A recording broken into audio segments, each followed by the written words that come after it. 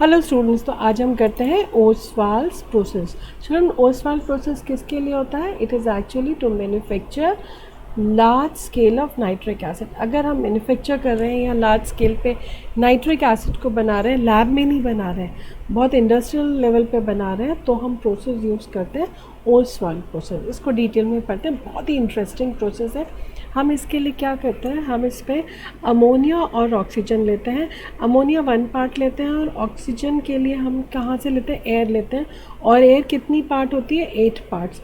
Now may I ask the question why? The reason is हम air 8 parts इसलिए लेते हैं क्योंकि एयर के लिए ऑक्सीजन हमारे पास सिर्फ 21% तक मैक्सिमम एयर में ऑक्सीजन है, इसलिए हमको ज़्यादा एयर लेनी पड़ती है। ओके, नाउ सबसे पहले क्या होगा, स्टेप 1 क्या होगा, हम इसको एक कैटालिटिक चैम्बर में लेके जाएंगे। इस कैटालिटिक चैम्बर में कैटलिस्ट होता है हमारा प्लेटिनम। टेम्परेचर होता है 750 to 800 डिग्री सेंटीग्रेड, राइट। ना अमोनिया गैस और यहाँ से एयर जब कंबाइन करेगी तो ammonia air in presence of platinum क्या करेगी at 750 degree centigrade? It is going to form 4 nitric oxide और नाइट्रोजन मोनोऑक्साइड, राइट। और बाकी हाइड्रोजन और ऑक्सीजन मिलके बना लेंगे water. The reaction is exothermic. Reaction कैसी है? एक्सोथर्मिक है तो हीट इवॉल्व होगी, ठीक है। अब हम क्या करेंगे, यहाँ से अमोनिया और ऑक्सीजन ने मिलके NO बनाया, वाटर बनाया, तो वाटर तो हमारा यहीं रह जाएगा और जो नाइट्रिक ऑक्साइड है वो यहाँ से नीचे पास ऑन हो जाएगी। साथ में क्या होगा, हीट एक्सचेंजर है, तो जो टेम्परेचर हमारा बढ़ा हुआ है उसको ये कूल डाउन कर देगा। Okay, now what we do is, ये तो हमारी फर्स्ट स्टेप है। Now we go for second step. Second step में हम क्या करते हैं, हम ये जो गैस हमारी NO बनी है, हम इसको बनाएंगे NO2 ना। इसको NO2 बनाने के लिए what we have to do is, we take this NO gas, इसमें हम ऑक्सीजन तो हमारा जा ही रहा है, साथ साथ यहाँ ऑक्सीजन है, तो NO और ऑक्सीजन फिर से आगे जाएंगे into oxidation chamber. Oxidation chamber का टेम्परेचर कितना है? 50 डिग्री सेंटीग्रेड।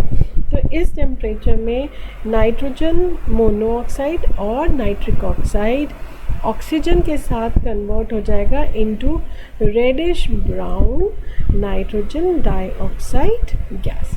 ओके, तो हम इसको ऑक्सीडेशन क्यों कहते हैं? क्योंकि नाइट्रिक ऑक्साइड का ऑक्सीडेशन हो गया, ऑक्सीजन ऐड हो गई और वो नाइट्रोजन डाइऑक्साइड बन गया। नाउ ये नाइट्रोजन डाइऑक्साइड जो होगी it will go to the absorption tower.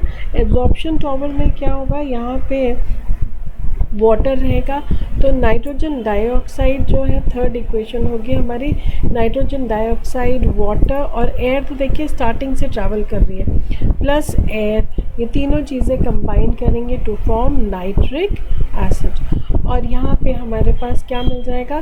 Concentrated nitric acid मिल जाएगा। Now this acid is obtained at room temperature.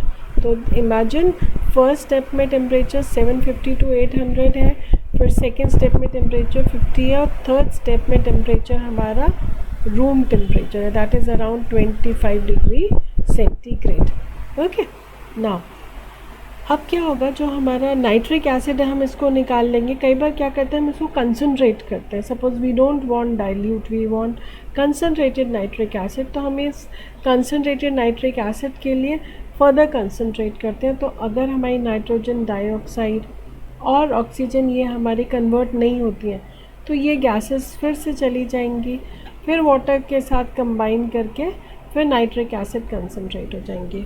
Is this clear? तो ये बहुत ही इंटरेस्टिंग है children. Now all you have to remember is first that जो nitric acid हमको यहाँ 68% मिलेगा, इसका कलर कैसा होगा? Pale yellow. तो क्वेश्चन आता है why? Answer is due to presence of dissolve nitrogen dioxide, ठीक है, क्योंकि नाइट्रिक एसिड डिकम्पोज हो जाएगा और इसके अंदर जो NO2 रहेगा, राइट, उसकी वजह से इस एसिड के अंदर पेल येलो कलर हो जाएगा।